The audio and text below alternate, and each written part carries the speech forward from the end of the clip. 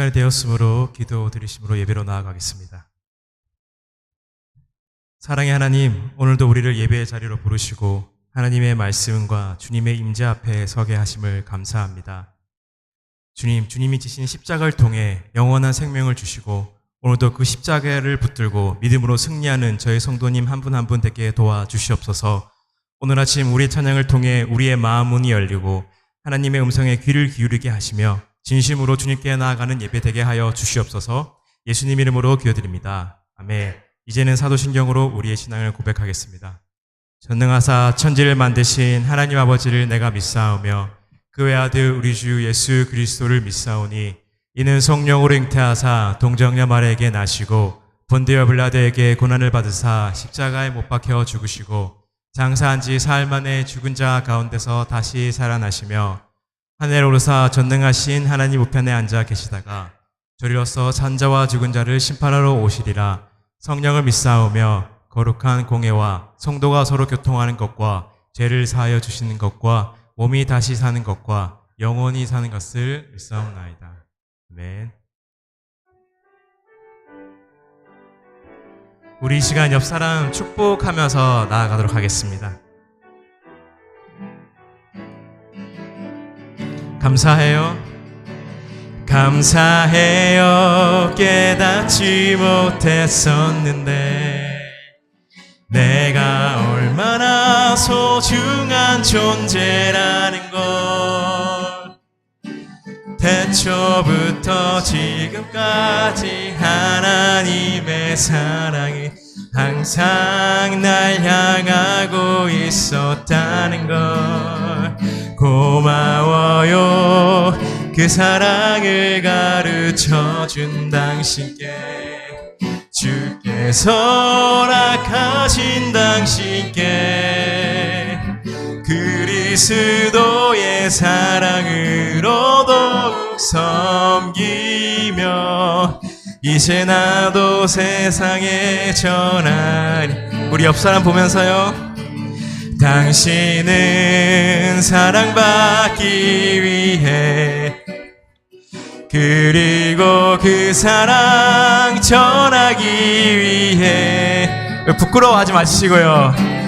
택하시고 이 땅에 심으셨네. 또 하나의 열매를 감사해요.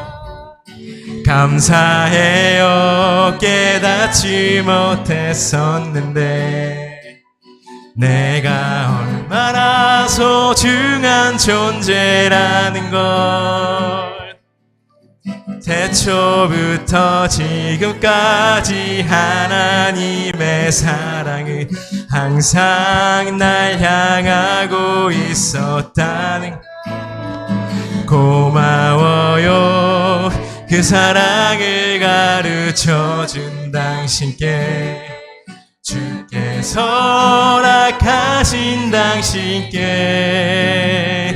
그리스도의 사랑으로 더욱 섬기며 이제 나도 세상에 우리 건너편에 있는 사람 축복하겠습니다. 당신은 사랑받기 위해 그리고 그 사랑 전하기 위해 주께서 택하시고 이 땅에 심으셨네. 또 하나의 열매를 한 번 더요. 당신은 사랑받기 위해 그리고 그 사랑 전하기 위해 주께서 택하시고 이 땅에 심으셨네. 또 하나의 열매를 바라시며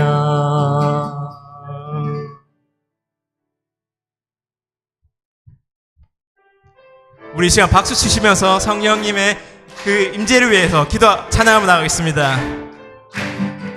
성령이여 임하소서. 성령이여 임하소서. 메마른 나의 심령이에 주님의 은혜 담비 내려 날 흠뻑 적셔 주옵소서. 주의 권세 주의 능력 지금 이 시간 임하셔서 강 권세 모두 깨뜨리고 주님 나라 임하소서.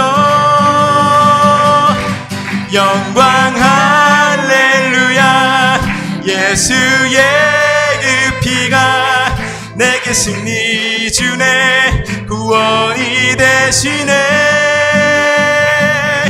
영광 할렐루야.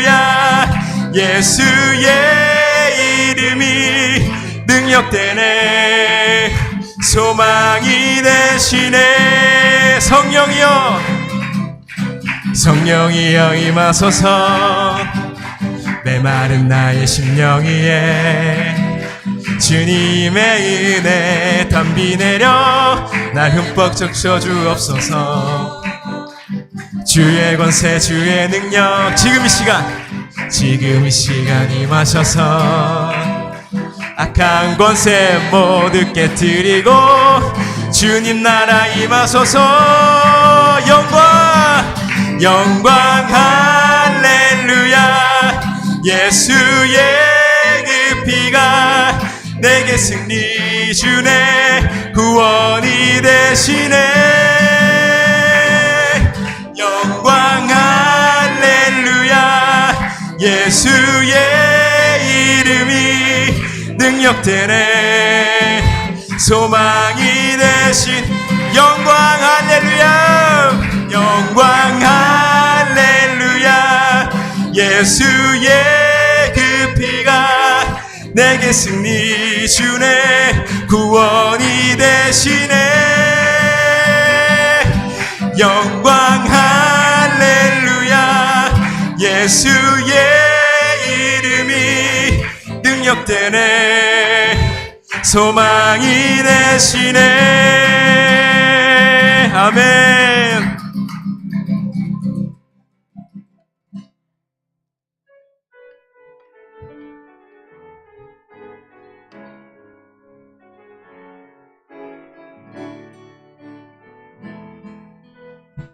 아무도 예배하지 않는 그곳에서 주를 예배하리라. 아무도 찬양하지 않는 그곳에서 나 주를 찬양하리라. 누구도 헌신하지 않는 그곳에서 주께 헌신하리라. 누구도 증거하지 않는 그곳에서 나 주를 증거하리라. 내가 밟는 모든 땅 주를 예배하게 하소서. 주의 보혈로 덮어지게 하소서. 내가 선이고 주의 거룩한 곳 되게 하소서. 주의 향기로 물들이소서. 이번 주에 이 찬양을 준비하면서 그런 생각을 해보았습니다. 저희 교회가 이제 가을 학기가 또 시작되고 캠퍼스 사역이 또 시작되었습니다. 캠퍼스 사역 가운데 참 많은 어려움이 있을 줄 압니다. 저희 이제 리타이어 하신 장로님, 집사님 또 권사님께서 나가셔서 일단 세대의 어려움도 있고 또 언어의 어려움도 있고 문화의 어려움도 있는데, 그런데 그 캠퍼스에 아무도 가지 않는 곳에서 자원해서 가시고 또 학생들을 만나시고 또 전도하시는 모습에서 많은 감동을 받고 이 찬양이 떠올랐습니다. 그래서 이 찬양을 준비했고요.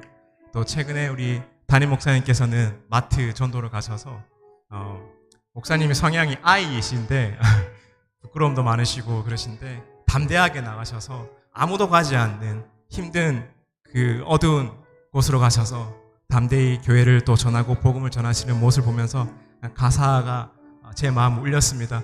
그뿐만 아니라 성도님께서 매주 식사로 섬겨주시고 보이지 않는 곳에서 리사이클링으로 수고하시는 그 모습 하나하나가 이 찬양을 부르면서 한 분 한 분이 떠올랐습니다. 우리 또 축복하는 마음으로 보이지 않는 곳에서 섬기고 계시는 우리 브릿지 공동체를 축복하는 마음으로 또 고백하는 마음으로 이 찬양 한 번 더 하도록 하겠습니다.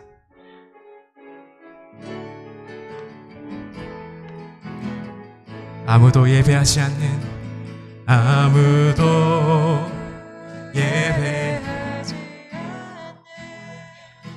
않는 그곳에서 주를 예배하리라. 아무도 찬양하지 않는 그곳에서 나 주를 찬양하리라. 누구도 헌신하지 않는 그곳에서 주께 헌신하리라. 누구도 증거하지 않는 그곳에서 나 주를 증거하리라. 내가 밟는 모든 땅 주를 예배하게 하소서. 주의 보혈로 덮어지게 하소서.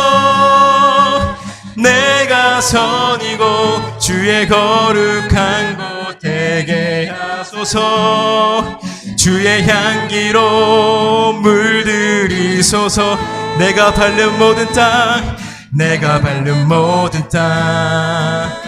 주를 예배하게 하소서. 주의 보혈로 덮어지게 하소서. 내가 선이고 주의 거룩한 곳 되게 하소서. 주의 향기로 물들이소서. 주님은 나의 산성, 주님은 나의 산성, 주님은 나의 요새, 주님은 나의 소망, 나의 힘이 되신 여호와. 아무것도 두려워 말라. 아무것도 두려워 말라. 주 너의 하나님이 지켜주시. 놀라지 마라. 겁내지 마라. 주님 나를 지켜주시. 아무것도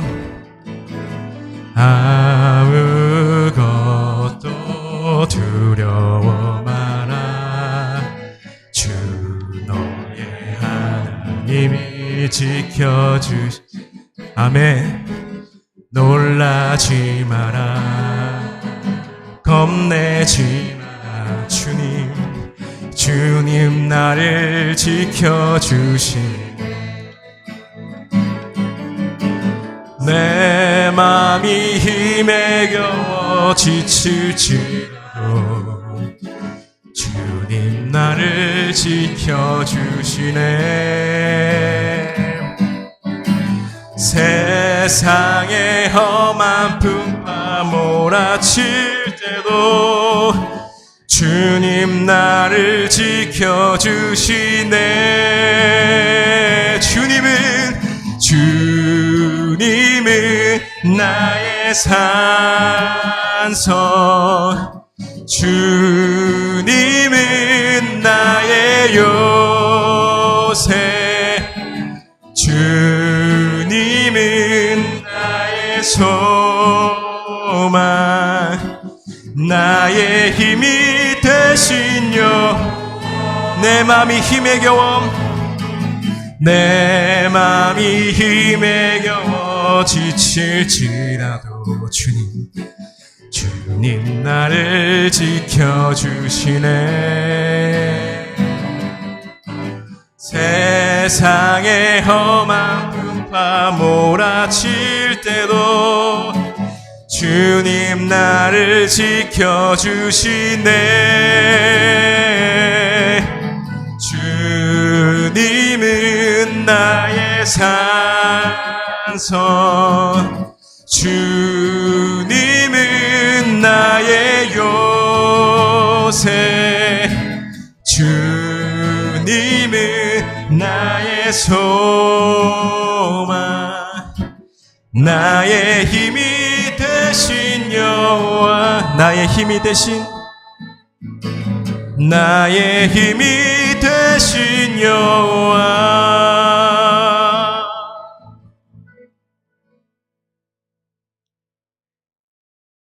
이 시간 예배를 위해서 정화성 집사님께서 기도해 주시겠습니다.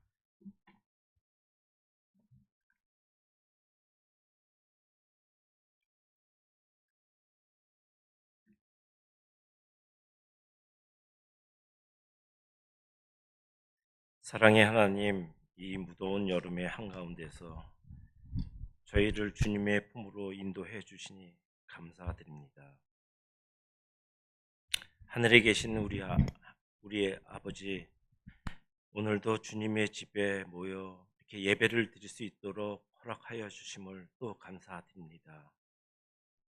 저희의 부족함과 이기심, 섬김보다도 나의 생각이 앞세웠던 때가 많았습니다. 저희 연약하고 부족한 믿음을 주님께 다 내려놓습니다. 주님, 오늘 우리의 모든 죄를 주님 앞에 고백하며 회개하기를 원합니다.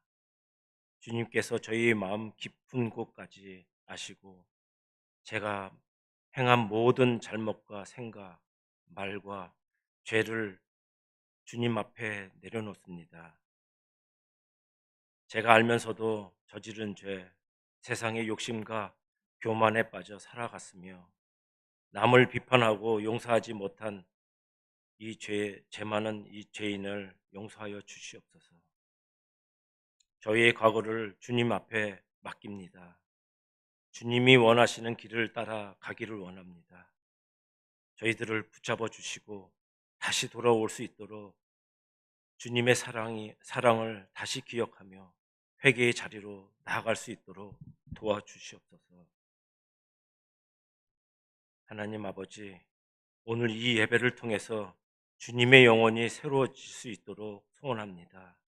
주님의 말씀을 통해서 우리에게 필요한 지혜와 능력을 주시고 찬양을 통하여 우리의 마음이 기쁜 마음으로 충만해질 수 있도록 도와주시옵소서. 기도하는 시간마다 주님과 더 가까워지는 우리가 되게 하여 주시고 교제하는 가운데서도 서로 격려하고 위로하는 공동체가 되게 하여 주시옵소서. 한 주간 주님의 인도하심으로 일터에서 또 가정에서 또 교회에서 주님의 주신 사랑으로 인내하고 감사함으로 한 주간을 시작하게 하여 주시옵소서. 하나님 아버지, 오늘 예배 가운데 함께 하여 주시고 말씀을 전하시는 목사님께 성령의 능력을 더하여 주시며 듣는 저희들에게 하나님의 은혜가 이 자리에 주님의 뜻을 따라 깨닫게 하여 주시옵소서. 교회의 모든 사역이 하나님의 영광을 위한 사역이 되게 하시며 각자의 자리에서 섬길 수 있도록 은혜를 허락하여 주시옵소서.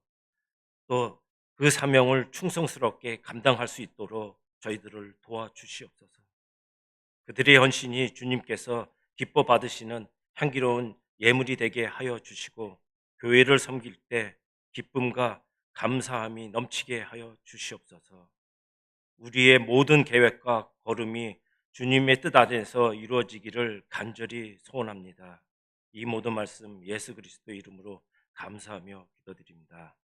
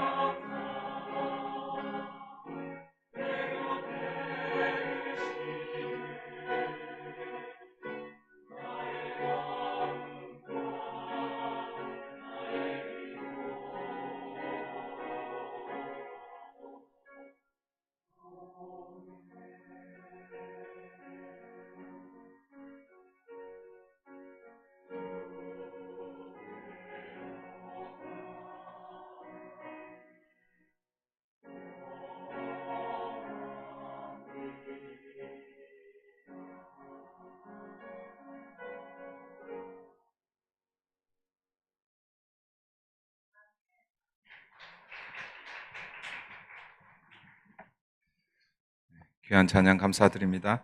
오늘 우리에게 주시는 하나님의 말씀 창세기 50장 15절부터 26절까지입니다.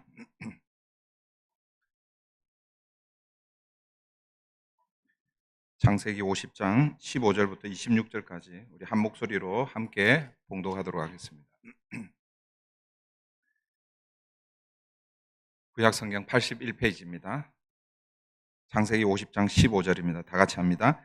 요셉의 형제들이 그들의 아버지가 죽었음을 보고 말하되 요셉이 혹시 우리를 미워하여 우리가 그에게 행한 모든 악을 다 갚지나 아니할까 하고 요셉에게 말을 전하여 이르되 당신의 아버지가 돌아가시기 전에 명령하여 이르시기를 너희는 이같이 요셉에게 이르라 내 형들이 내게 악을 행하였을지라도 이제 바라건대 그들의 허물과 죄를 용서하라 하셨나니 당신 아버지의 하나님의 종들인 우리 죄를 이제 용서하소서 하매 요셉이 그들이 그에게 하는 말을 들을 때에 울었더라.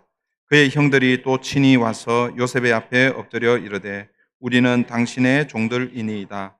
요셉이 그들에게 이르되 두려워하지 마소서 내가 하나님을 대신하리이까 당신들은 나를 해하려 하였으나 하나님은 그것을 선으로 바꾸사 오늘과 같이 많은 백성의 생명을 구원하게 하시려 하셨나니 당신들은 두려워하지 마소서 내가 당신들과 당신들의 자녀를 기르리이다 하고 그들을 간곡한 말로 위로하였더라.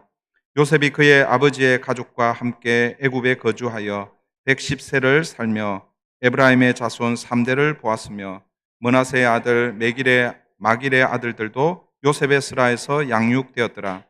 요셉이 그의 형제들에게 이르되 나는 죽을 것이나 하나님이 당신들을 돌보시고 당신들을 이 땅에서 인도하여 내사 아브라함과 이삭과 야곱에게 맹세하신 땅에 이르게 하시리라 하고 요셉이 또 이스라엘 자손에게 맹세시켜 이르기를 하나님이 반드시 당신들을 돌보시리니 당신들은 여기서 내 해골을 메고 올라가겠다 하라 하였더라.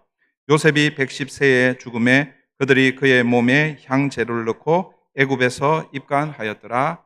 아멘. 오늘은 요셉의 죽음이라는 제목으로 하나님의 말씀을 함께 나누겠습니다. 오늘로서 창세기 강해를 마지막으로 창세기 강해를 하고 마칠 겁니다. 언제 우리가 이제 또 주일 예배 때 창세기 강해를 할지 알 수 없습니다. 아마 제가 은퇴하기 전에는 창세기 강해를 주일 예배 시간에는 안 할 거예요.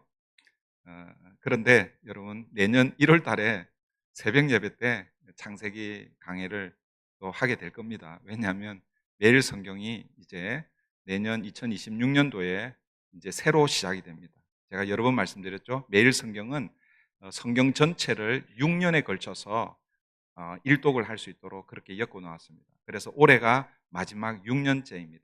그래서 내년 이제 2026년이 되면 창세기부터 이제 시작이 될 거예요. 그때 또 새벽 예배 때 그때 창세기를 우리 또 묵상할 기회가 있을 거라고 생각을 하고 주일 예배 때는 아마 오늘 창세기 강해를 마치면 제가 은퇴하기 전까지는 주일 예배 시간에는 안 할 것 같아요. 창세기에 대한 전체 그림이 여러분 가운데 좀 잘 그려지셨는지 모르겠습니다. 잘 아마 안 그려졌을 거예요. 왜냐하면 이 창세기 강해가 한 번에 쭉 이어지는 것이 아니라 제가 1장부터 25장 서두까지 거의 한 3년 전에 했고 그 다음에 이제 25장 후반부부터 작년부터인가요? 다시 이제 시작을 해서 사실은 창세기 전체를 보는 것이 어쩌면 뭐 쉽지는 않았을 거예요. 쉽지는 않았지만 그러나 저는 개인적으로 가능하면 하나님의 구속사적인 관점에서 계속해서 창세기를 보려고 그렇게 했습니다. 그리고 이 창세기는 성경의 시작의 책이지만 그러나 어떤 의미에서 특별히 오늘 마지막 그 요셉의 죽음과 그 요셉의 해고를 통해서 마지막 그 하나님의 나라에 대한 그림을 우리에게 보여주고 있다라고 이렇게 볼 수 있습니다. 무슨 얘기냐면 창세기는 시작의 책이지만 그러나 또 뭐예요? 창세기는 마지막을 우리에게 이 요셉의 죽음과 그의 입관, 그의 해고를 통해서 마지막에 우리가 어떻게 하나님 나라에 가야 할지를 그 길을 우리에게 보여준다라고 그렇게 볼 수 있을 것입니다. 창세기를 마무리하면서 먼저 창세기를 전체적으로 간략하게 좀 정리를 해보겠습니다. 그럼 창세기 1장, 2장은 하나님께서 놀라운 계획을 가지시고 천지를 창조하셨습니다. 1장이 천지 창조에 대한 내용이죠.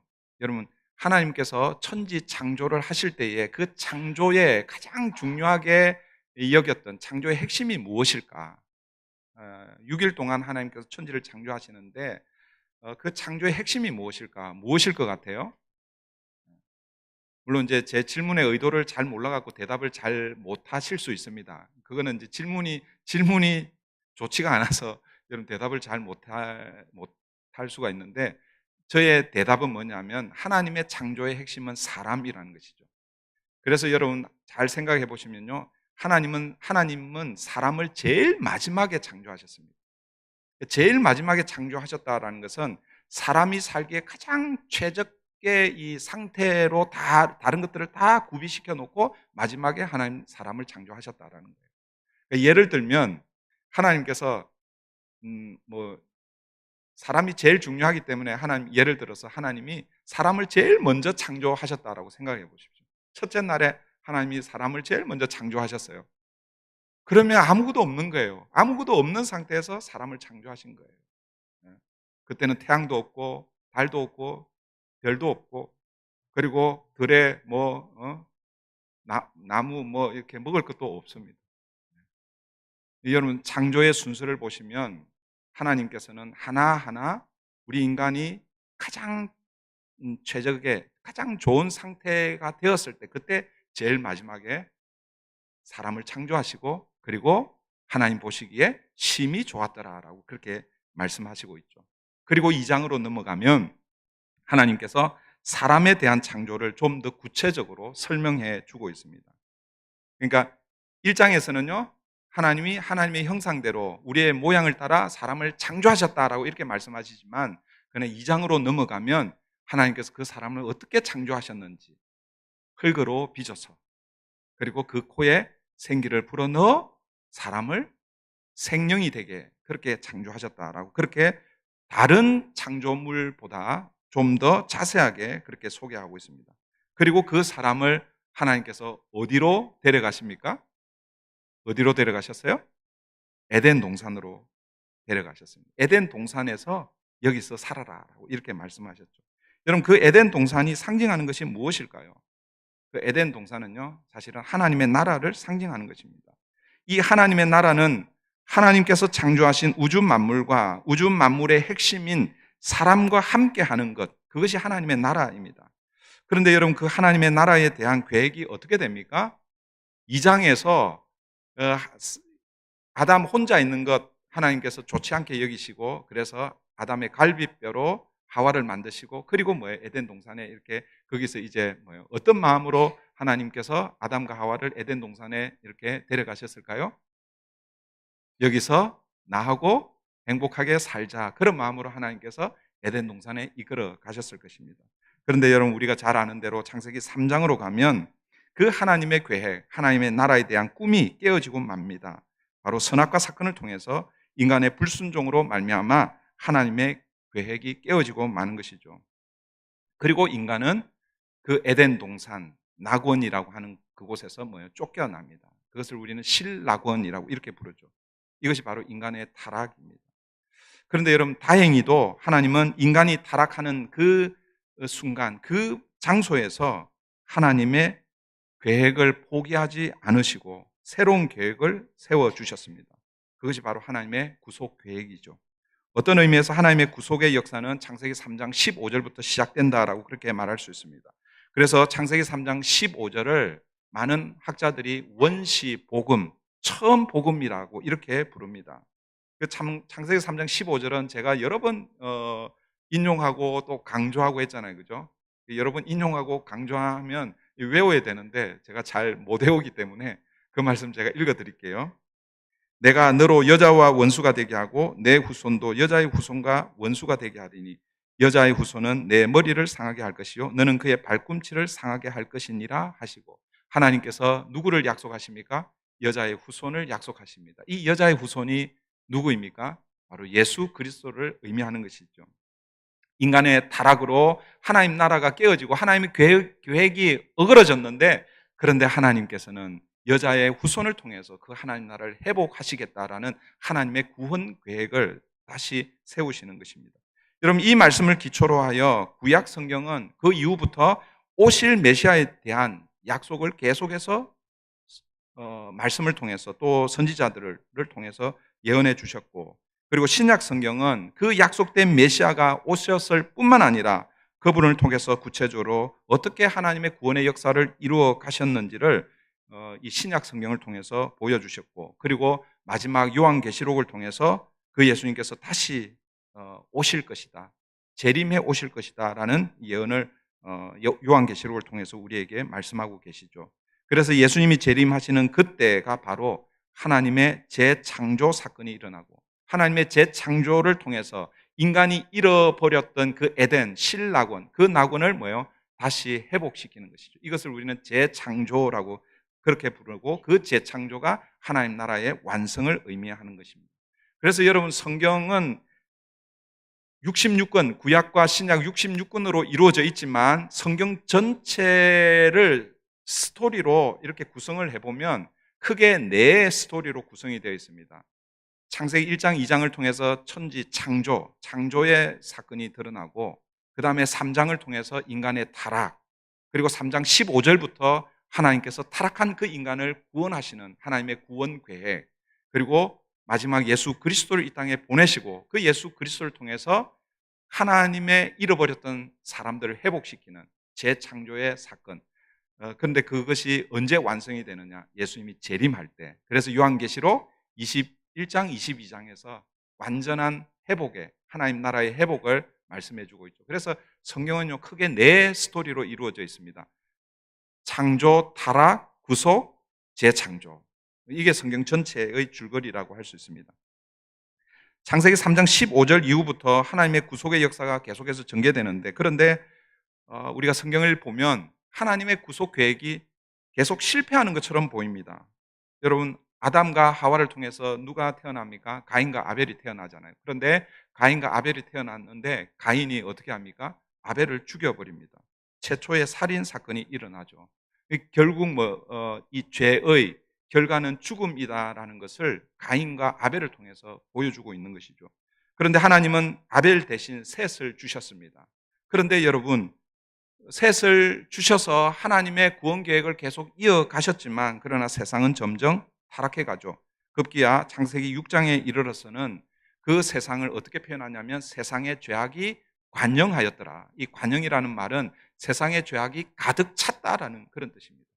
물컵에다가 주전자로 이렇게 물을 부을 때 적당하게 이렇게 이렇게 마시잖아요. 근데 다른 생각하고 있다가 이렇게 부으면 물이 흘러 넘치잖아요. 그죠? 그게 관영이라는 거예요. 세상에 죄악이 가득 차서 흘러 넘치는 그 모습을 창세기 6장에 그리고 있고, 그래서 하나님은 어떻게 하십니까? 홍수로 세상을 심판하십니다. 그러나 하나님은 또 그 심판 한가운데서 하나님의 은혜를 입은 사람을 소개하고 있죠. 그 사람이 누구입니까? 노아와 노아의 가족이죠. 하나님은 노아와 노아의 가족을 통해서 심판 가운데서 하나님의 구속 사역을 계속해서 이어가십니다. 그런데 여러분, 시간이 지나면 지날수록 또 노아와 노아의 가족을 통해서 하나님이 새로운 이 하나님의 나라를 이루어 가는데, 그런데 거기에도 여전히 인간의 실패가 있고 인간의 타락이 드러나게 됩니다.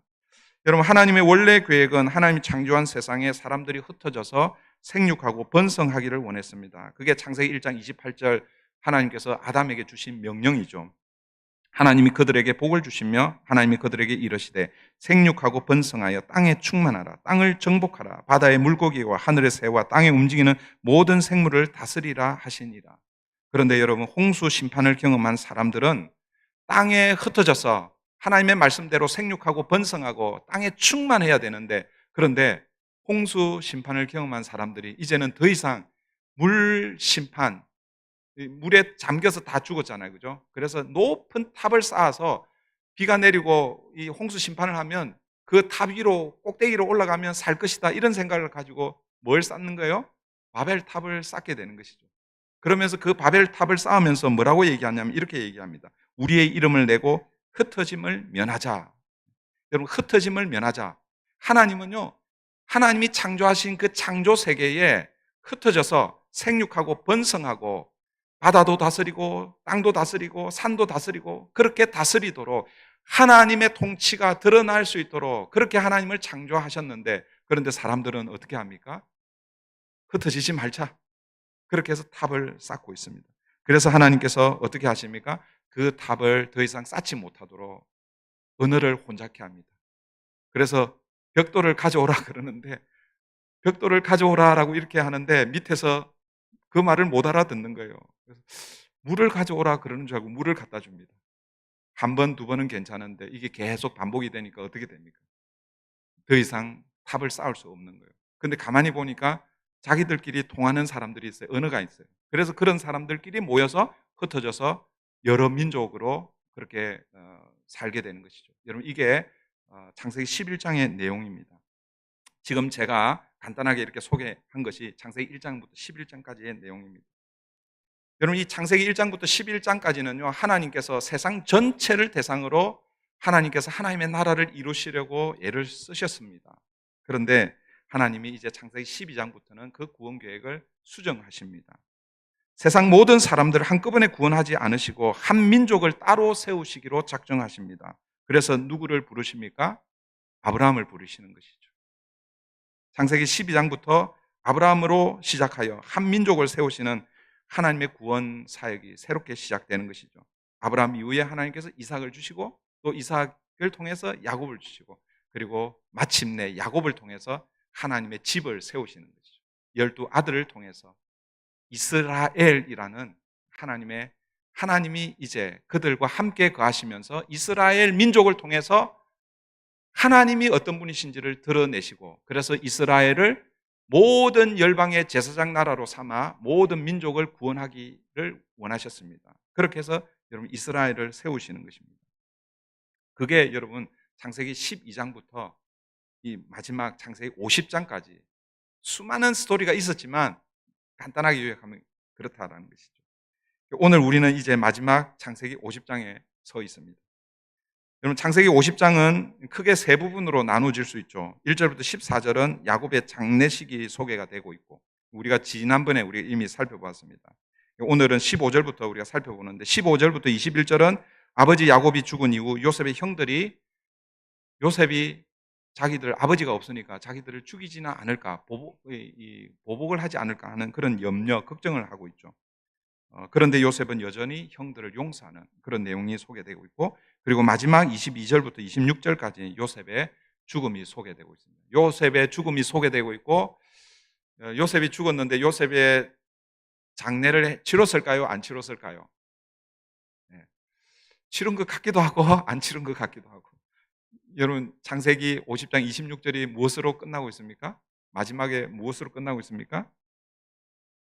그의 몸에 향재료를 넣고 애굽에서 입간하였더라. 입간이 뭔지 알죠?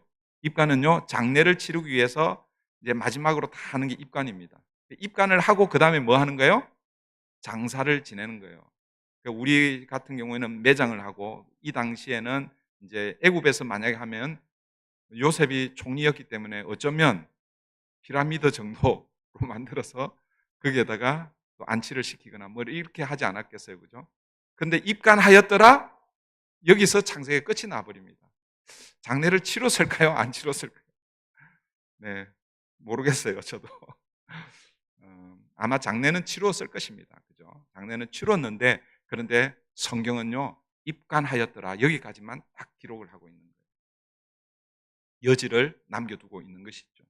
이 의미가 어떤 의미인지 우리 나중에 마지막에 우리가 또 함께 살펴보도록 하겠습니다. 저는 오늘 본문을 통해서 몇 가지를 함께 또 생각해 보려고 합니다. 첫 번째는 야곱의 죽음, 우리가 이제 지난 49장 마지막 부분에 야곱의 죽음이 나오고 그다음에 50장 서두에 야곱의 장례식이 나오잖아요. 그죠? 근데 이 50장은 어떤 의미에서 49장 후반부부터 이 50장 마지막까지의 두 죽음이 소개가 되고 있습니다. 야곱의 죽음과 요셉의 죽음입니다. 사실은요, 야곱이 아버지잖아요. 아버지가 죽고 나서 그 다음에 또 어떤 삶이 쭉 기록이 되고 그 다음에 요셉이 죽어야 되는데 성경 그렇게 기록하지 않고 창세기를 마무리하면서 야곱의 죽음과 요셉의 죽음을 한꺼번에 어떻게 보면 함께 기록을 하고 있습니다.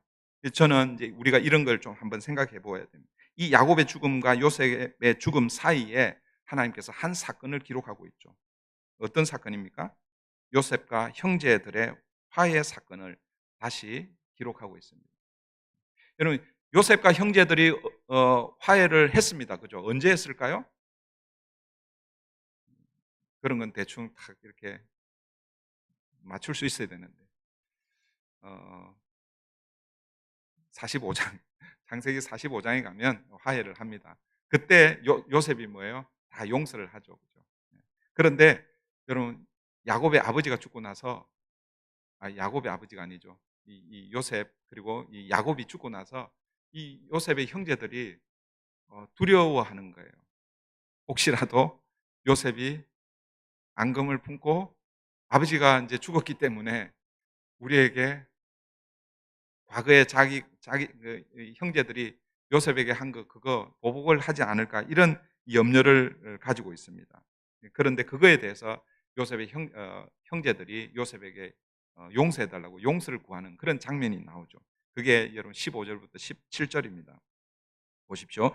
요셉의 형제들이 그들의 아버지가 죽었음을 보고 말하되 요셉이 혹시 우리를 미워하여 우리가 그에게 행한 모든 악을 다 갚지는 아니할까 하고 요셉에게 말을 전하여 이르되 당신의 아버지가 돌아가시기 전에 명령하여 이르시기를 너희는 이같이 요셉에게 이르라 내 형들이 내게 악을 행하였을지라도 이제 바라건대 그들의 허물과 죄를 용서하라 하셨나니 당신 아버지의 하나님의 종들인 우리 죄를 이제 용서하소서 하매 요셉이 그들이 그에게 하는 말을 들을 때에 울었더라. 여러분, 아버지 야곱이 죽고 나자 요셉의 형제들은 혹시 요셉이 자기들에게 보복하지 않을까 염려하고 걱정을 합니다. 그래서 아버지가 여러분 그 에서와 야곱의 관계 여러분 아시죠? 에서가 그러니까 야곱이 아버지 이삭으로부터 축복을 빼앗잖아요, 그죠? 속여서 빼앗잖아요, 그죠? 그래서 에서가 화가 나가지고 어떻게 합니까? 야곱 저놈 가만두지 않겠다. 아버지가 돌아가시면 내가 반드시 야곱을 죽이겠다. 이런 그 마음을 누가 품었어요? 에서가 품었잖아요. 그래서 그것처럼 이 요셉의 형제들이 그런 생각을 하는 거예요. 요셉이 우리를 용서한 것은 누구 때문이라는 거예요? 아버지 때문이라는 거예요. 아버지가 살아 계시니까 요셉이 자기의 속마음을 들춰내지 않고 우리를 용서한 것처럼 그렇게 아마 지금까지 살지 않았을까? 근데 아버지가 돌아가신 거예요. 그래서 이제 본심이 드러날 것이다. 어쩌면 우리를 죽일지 모른다. 이런 생각으로 요셉에게 가서 아버지의 말을 상기시키면서 용서해 달라고 그렇게 다시 한번 용서를 구하고 있습니다. 그때 요셉이 형제들의 말을 듣고 어떻게 합니까? 오늘 성경은 이렇게 표현하고 있죠. 그들의 말을 듣고 울었더라. 여러분, 요셉의 이 울음의 의미는 무엇일까요? 왜 울었을까? 아마도 여러분 형제들이 내가 이미 이게 몇 년입니까? 거의 한 17년 전이잖아요. 그죠? 요셉 야곱이 애굽에 들어와서 17년을 살고 이제 죽었으니까. 그러니까 17년 전에 어쩌면 7년 그 전에 이미 요셉은 용서를 했는데 여전히 형제들은 요셉의 그 용서를 뭐예요? 믿지 못하는 거예요. 그리고 다르게 표현하면 늘 불편하게 그렇게 살았다라는 거죠. 그러니까 참된 용서를 누리지 못하고 있는 것에 대해서 어쩌면 이 요셉은 그 형들을 바라보면서 긍휼한 마음, 애통의 마음을 그런 마음을 아마 울었지 않았을까. 그리고 또 이 울음은 형제들을 이미 용서했다는 그런 울음이었을 것입니다. 그래서 요셉이 뭐라고 대답합니까? 19절부터 21절입니다. 요셉이 그들에게 이르되 두려워하지 마소서. 내가 하나님을 대신하리까. 당신들은 나를 해하려 하였으나 하나님은 그것을 선으로 바꾸사 오늘과 같이 많은 백성의 생명을 구원하게 하시려 하셨나니 당신들은 두려워하지 마소서. 내가 당신들과 당신들의 자녀를 기르리이다 하고 그들을 간곡한 말로 위로하였더라. 요셉은 자신이 하나님을 대신할 수 없다고 하면서 형제들이 자기에게 행한 그 악을 하나님께서 어떻게 바꾸셨다는 거예요? 선으로 바꾸셨다는 거예요.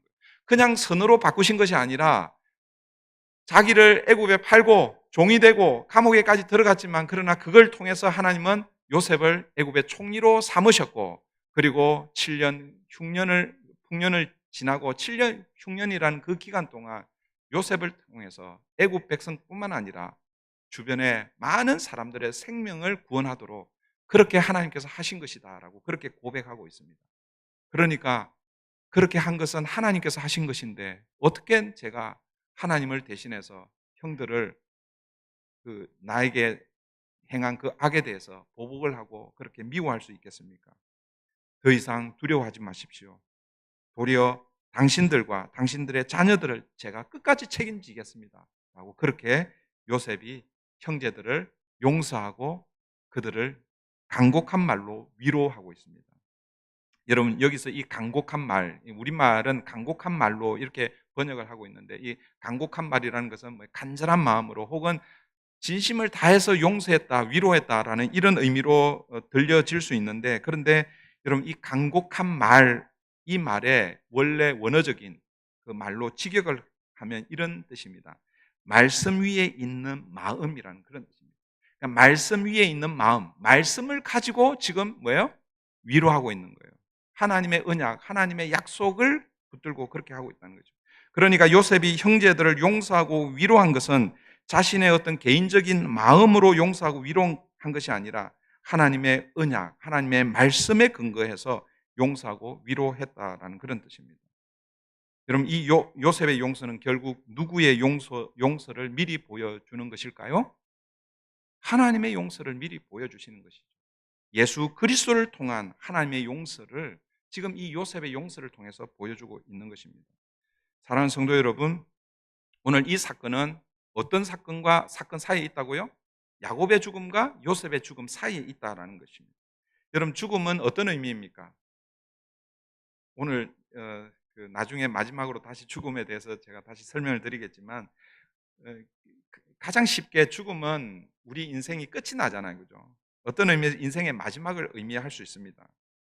인생의 마지막에서 우리에게 가장 중요한 것이 무엇인지를 오늘 본문 이 야곱의 죽음과 요셉의 죽음을 통해서 우리에게 말씀해 주고 있습니다. 무엇입니까?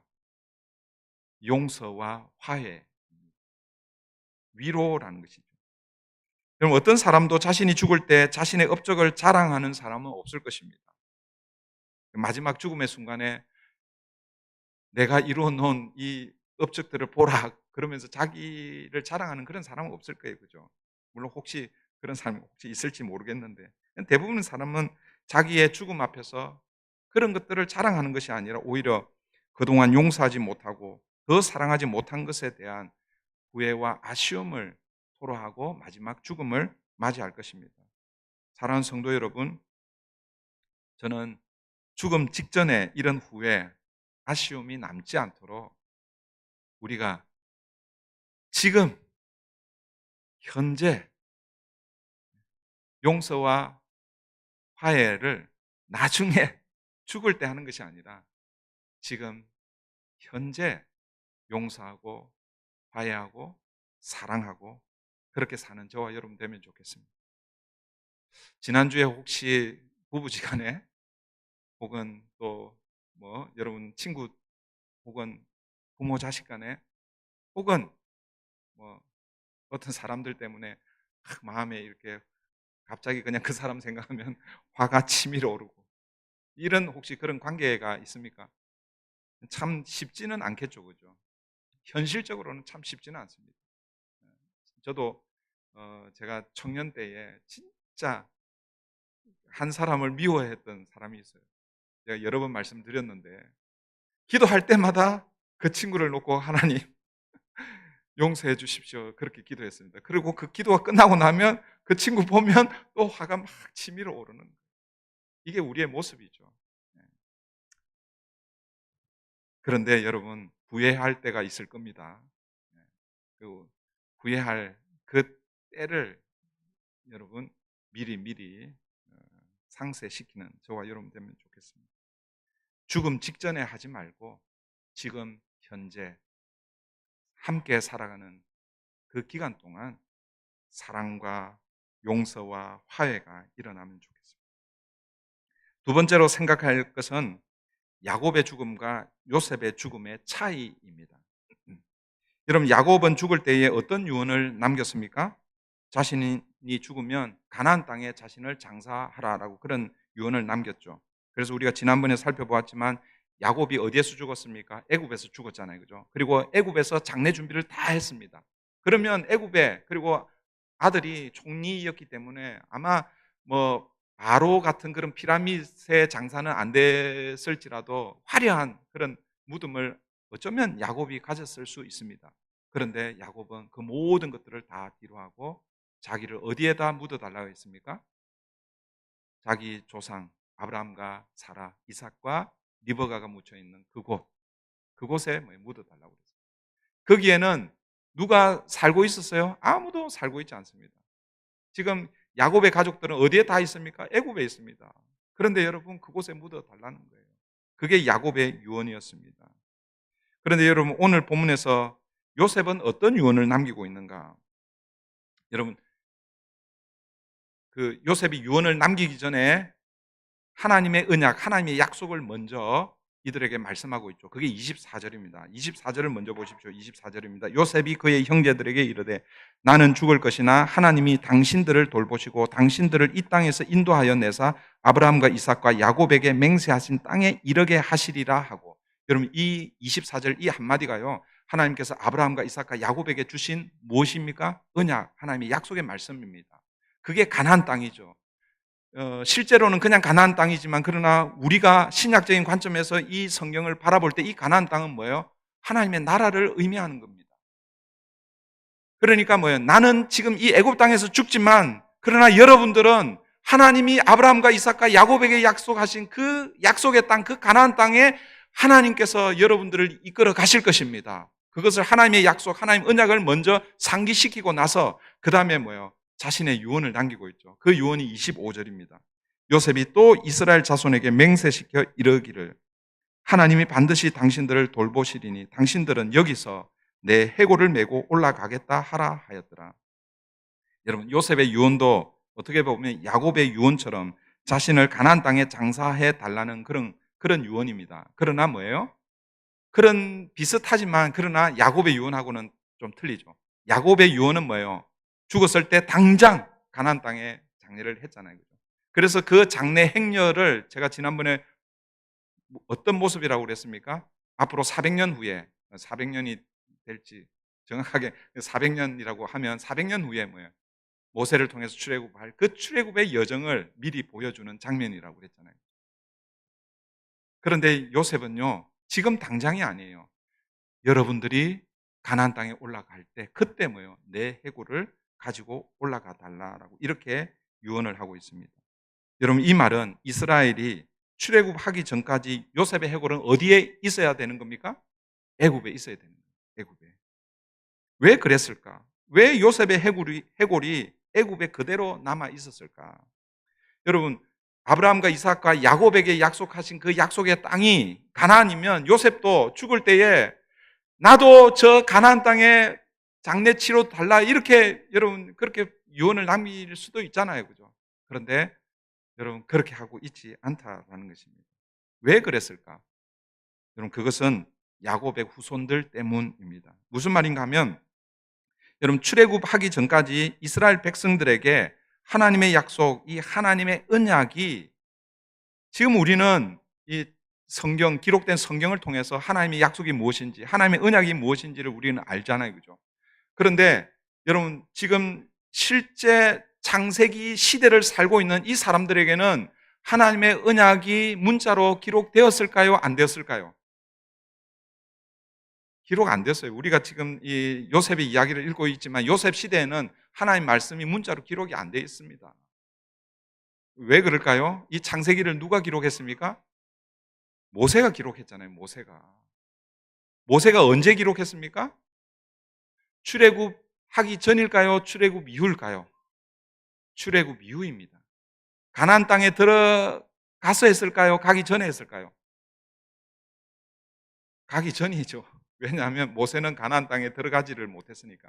그러니까 여러분 창세기부터 모세 오경이라고 하는 이 창세기, 출애굽기, 레위기, 민수기, 신명기는 출애굽 이후 가나안 땅에 들어가기 전 광야 어느 쯤에 하나님의 계시를 받아 기록한 거예요. 그러니까 요셉 시대 때에, 아니 그 애굽의 노예로 살던 이스라엘 백성들, 출애굽하기 이전에 이스라엘 백성들은 하나님의 언약을 문자로 알 수 있었을까요? 몰랐을까요? 문자로 알 수 없었습니다. 그러면 하나님의 언약의 핵심이 무엇입니까? 아브라함과 이삭과 야곱에게 약속하신 그 가나안 땅에 들어가는 것, 이것이 하나님의 언약입니다. 그런데 이 하나님의 언약을 무엇을 통해서 확인하고 무엇을 통해서 계속해서 교육하고 전달하고 그렇게 했을까요? 그게 바로 뭐예요? 요셉의 해골이라는 거죠. 요셉의 해골을 통해서 그 요셉의 묘지가 아마 있었을 거예요. 그죠? 그 묘지에 가서 요셉의 해골을 바라보면서 하나님의 언약을 생각해 내었을 것입니다.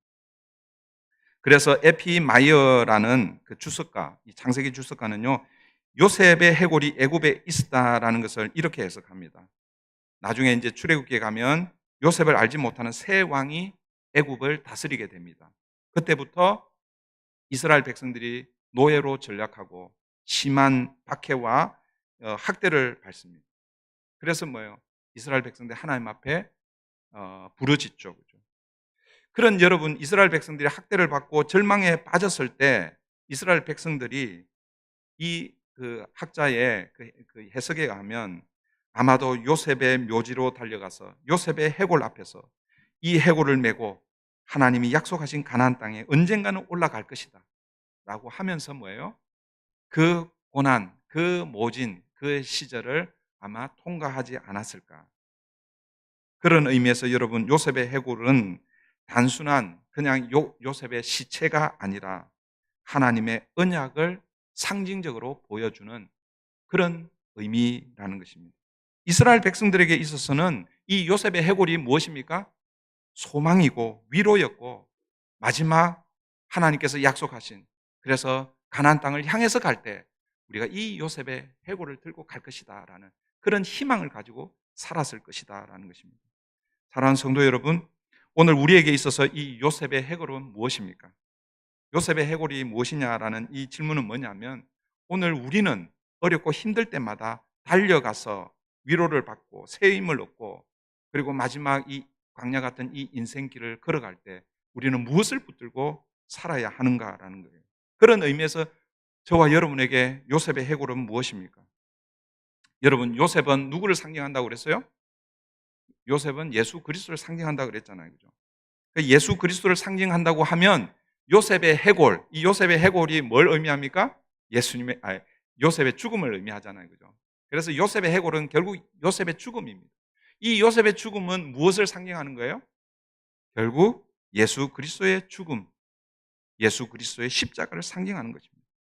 그러므로 오늘 우리도 여러분 이 인생 광야를 출애굽하여서 광야를 거쳐서 가나안 땅에 가잖아요. 그죠?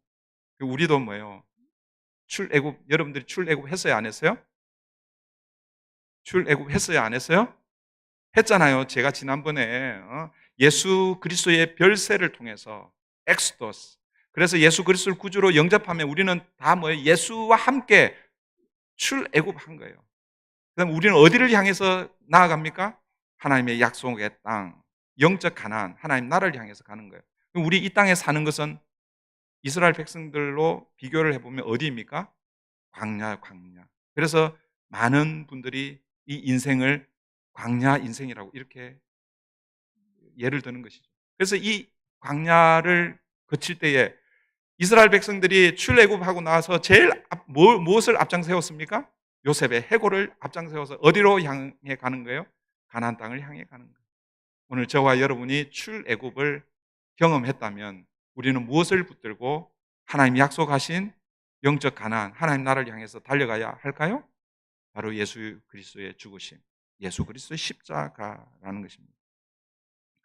그러므로 우리는 예수님의 십자가를 바라보면서 이곳이, 이 땅이 우리가 영원히 살 곳이 아니라 우리가 올라가야 할 하나님의 약속의 땅이 있다, 영적 가나안 땅이 있다는 것을 기억하며 여러분 이 땅을 살아야 하는 것입니다.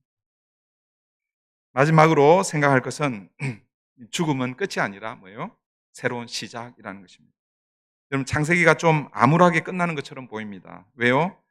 창세기 마지막에 두 죽음이 소개되고 있잖아요. 야곱의 죽음과 그리고 요셉의 죽음입니다. 그렇게 창세기가 끝납니다.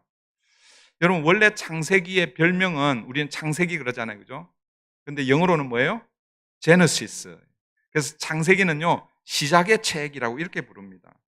하나님께서 천지를 창조하시면서 창세기를 시작하셨는데, 그런데 아이러니하게도 창세기의 마지막은 야곱의 죽음과 요셉의 죽음으로 끝이 나고 있습니다.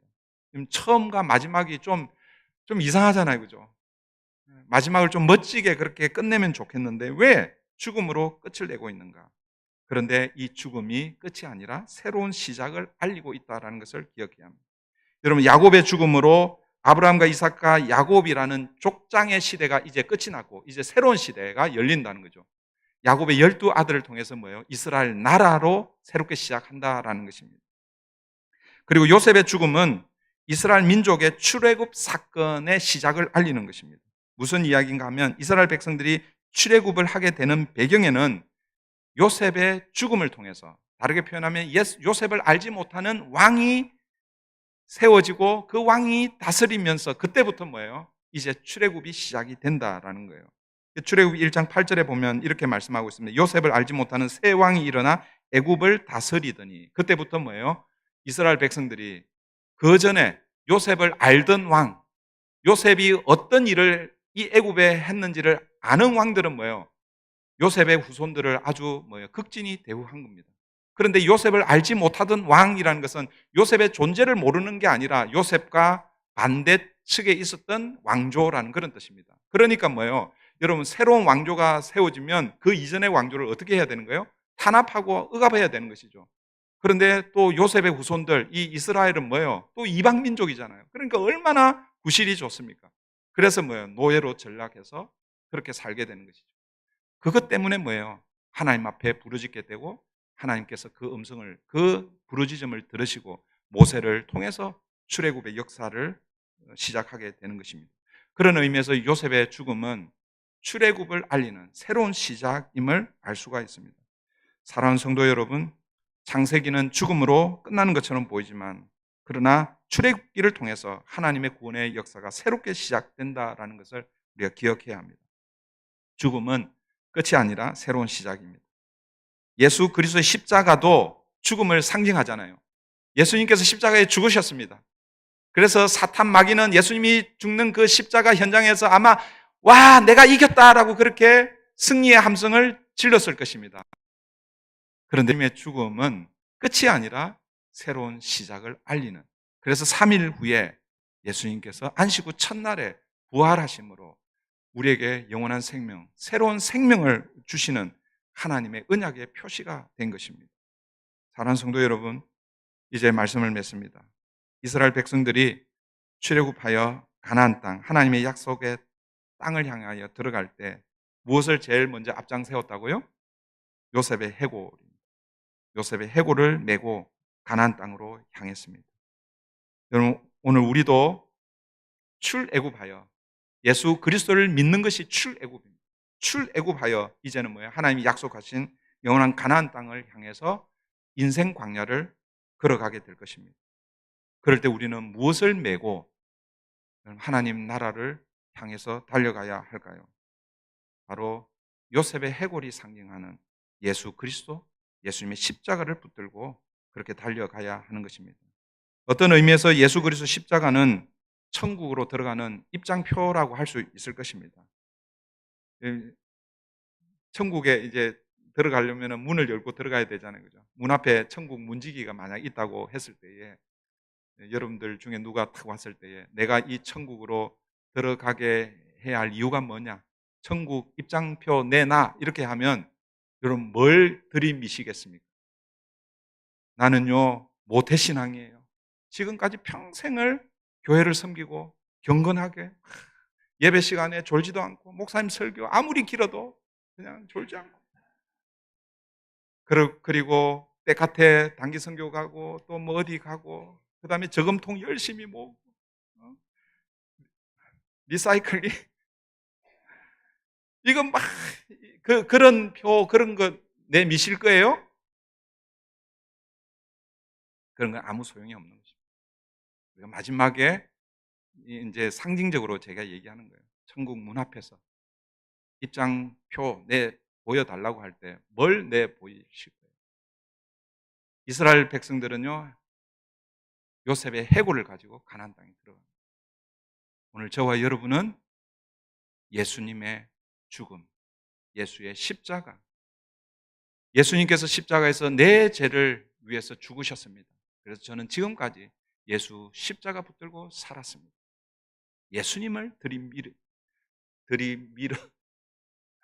들이밀어야 천국 문이 열리는 거예요. 그 예수가 뭐예요?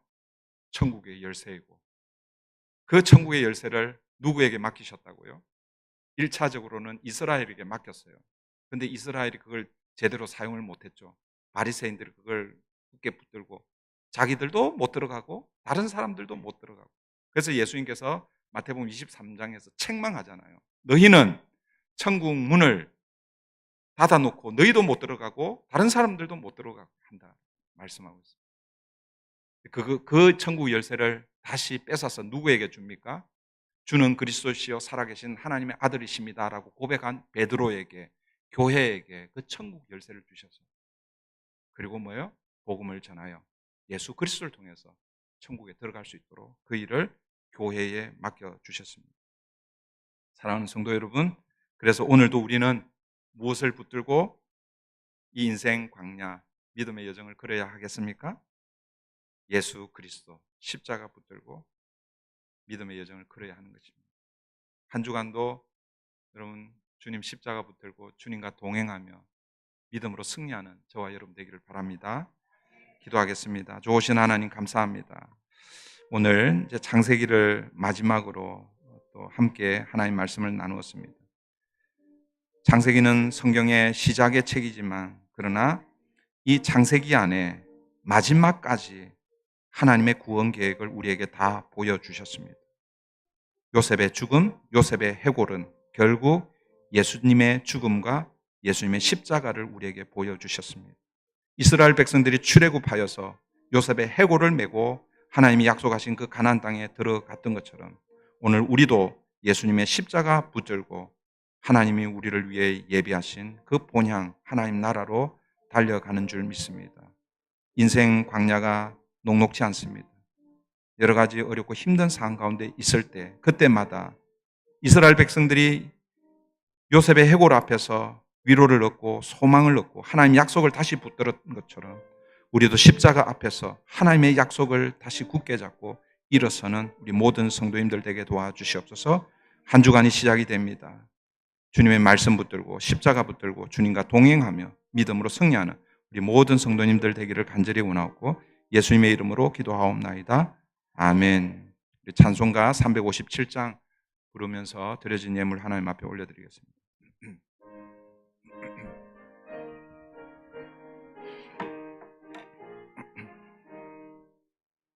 주 믿는 사람 일어나 다 힘을 합하여 이 세상 모든 마귀를 다 쳐서 멸하세. 저 앞에 오는 적군을 다 싸워 이겨라. 주 예수 믿는 힘으로 온 세상 이기네. 믿음이 이기네. 믿음이 이기네. 주 예수를 믿음이 온 세상 이기네. 조금 빠르게 하겠습니다. 온 인류 마귀 계율로 큰 죄에 빠지니 진리로 띠를 띠고서 늘 기도 드리세. 참 믿고 의지하면서 겁없이 나갈 때 주 예수 믿는 힘으로 온 세상 이기네. 믿음이 이기네. 믿음이 이기네. 믿음이 이기네. 주 예수를 믿음이 온 세상 이기네. 끝까지 이긴 자에게 흰 옷을 입히고 또 영생 복을 주시니 참 기쁘니.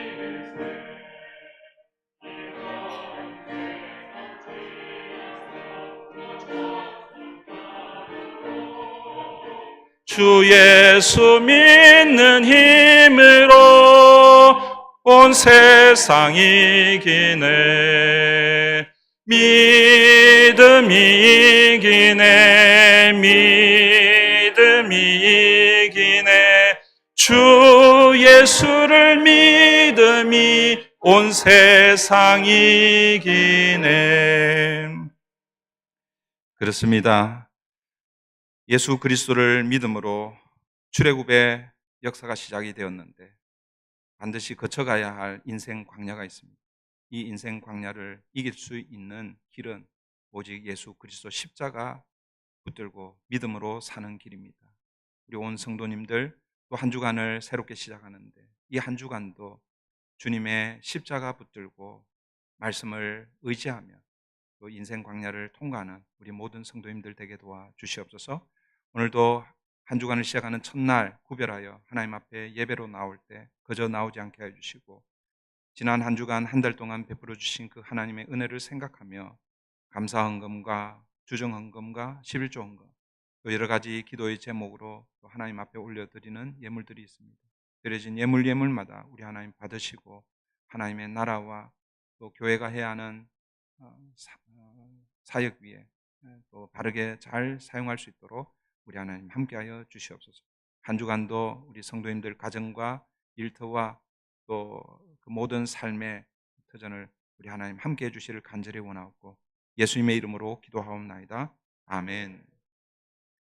지난주 암송구절 우리 다 같이 하겠습니다. 다 같이 합니다. 시작. 두세 사람이 내 이름으로 모인 곳에는 나도 그들 중에 있느니라. 마태복음 18장 20절 말씀 다 같이 합니다. 시작. 두세 사람이 내 이름으로 모인 곳에는 나도 그들 중에 있느니라. 마태복음 18장 20절 말씀.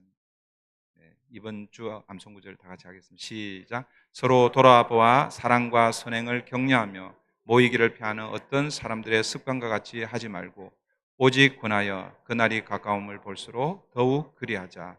히브리서 10장 24절 25절. 한 주간도 말씀을 읽고 묵상하고 또 암송하고 그래서 말씀과 함께 말씀을 붙들므로 주님과 동행하는 저와 여러분 되면 좋겠습니다. 우리 계속해서 목장대항 체육대회가 있습니다. 여러분 그 안내를 잘 따라서 그렇게 해주시고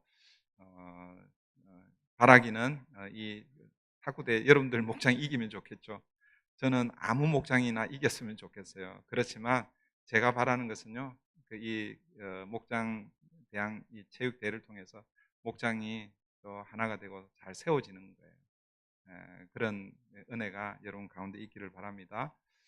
지난 수요일부터 수요 캠퍼스 사역이 시작이 되었습니다. 그리고 어제 우리 대원들이 함께 모여서 또 함께 또 결단하고 또 기도하는 그런 시간을 가졌는데 여러분 씨를 뿌리는 자가 있고 또 열매를 거두는 분이 계십니다. 씨를 뿌리는 것은 교회에 하나님께서 사명으로 맡겼습니다. 열매를 거두는 것은 하나님께서 하시는 거예요. 그래서 우리는 다 씨를 뿌려야 합니다. 그래서 현장에 나가서 뿌리는 분들도 있고 또 기도로 또 물질로 또 함께 동역하시는 분들이 계십니다. 여러분 교회에 주신 사명은요, 오늘 말씀 이 생명의 이 요셉의 해골, 이게 예수 그리스도 십자가인데, 이 십자가, 이 복음을 전해서 죽어가는 영혼들을 구원하는 것, 이것이 교회에 주신 가장 중요한 사명입니다. 그럼 이거 하도록 지금까지 이 땅에 교회를 두시는 것이다, 여러분 기억하시고 함께 그 사역을 잘 감당했으면 좋겠고요. 이번 돌아오는 토요일 날 우리 멕시코 테카테 방문이 있습니다. 이번 BBS와 그리고 또 우리 이제 거기도 새 학기가 시작이 되었는데 학용품들을 좀 준비했습니다. 그래서 가서 전달하고 그렇게 돌아올 겁니다. 이번 주 토요일은 제가 새벽 예배를 알려드리겠습니다. 보통은 테카테 방문이 있으면 6시에 그렇게 하는데 6시 할지 6시 반에 할지 알려드리도록 그렇게 하겠습니다. 네. 다음 주일은 성찬식이 있고요. 그 다음에 우리 네팔 단기 선교가 이제 10월 5일부터 있습니다. 제가 광고를 수정을 하려고 그랬는데 못했는데요. 그 네팔 단기 선교 준비 모임을 지난주에는 우리 수요일로 이렇게 광고를 했는데 목요일입니다. 목요일 9월 4일 목요일 저녁에 모여서 앞으로 이제 한 5번 정도 남았는데 5번 모여서 같이 준비 모임을 하고 같이 기도하는 그런 시간을 갖도록 하겠습니다. 대원등 기억하시고 이번 주 수요일이 아니라 목요일입니다. 그리고 우리 그 저금통 혹시 네팔 선교를 위해서 저금통 지금 뭐 다 안 차셨더라도 이제 여러분 다음 주부터 이렇게 좀 가져오시면 좋을 것 같아요. 그래서 같이 선교하는데 함께 사용하도록 그렇게 하겠습니다. 오늘 우리 교회 방문한 우리 학생들이 있습니다. 우리 토미우하고 그다음에 정경욱, 그다음에 보배, 성은 나와 있지 않은데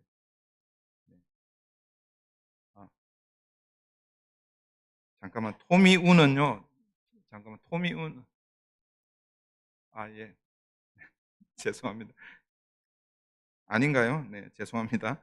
우리 APU에서 온 학생 둘 일단 일어나면 우리 환영하도록 하겠습니다. 네 잠깐 일어나면 네.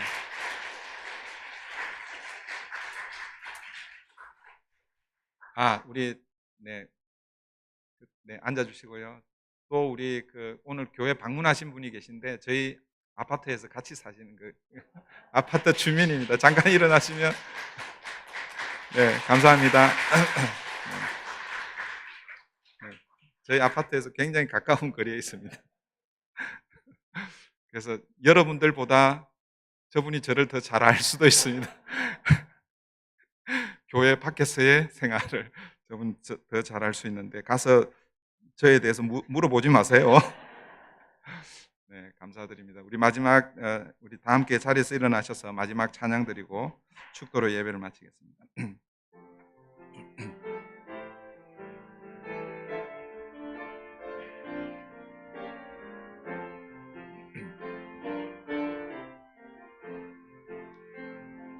우리는 주의 백성이오니 주의 그 큰 일을 선포합니다. 이곳 어두운 세상에 빛으로 부르셨네. 주의 얼굴 구할 때 역사하소서. 교회를 세우시고 이 땅 고쳐주소서. 주님 나라 임하시고 주 뜻 이루어지다.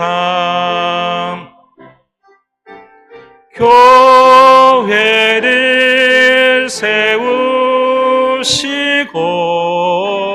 이 땅 고쳐주소서. 주님 나라 임하시고 주 뜻 이루어지다.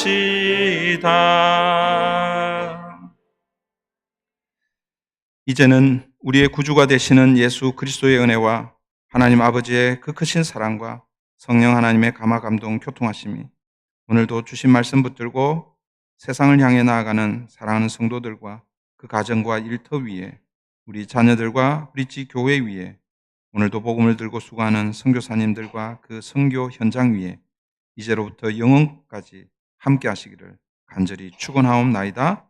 아멘.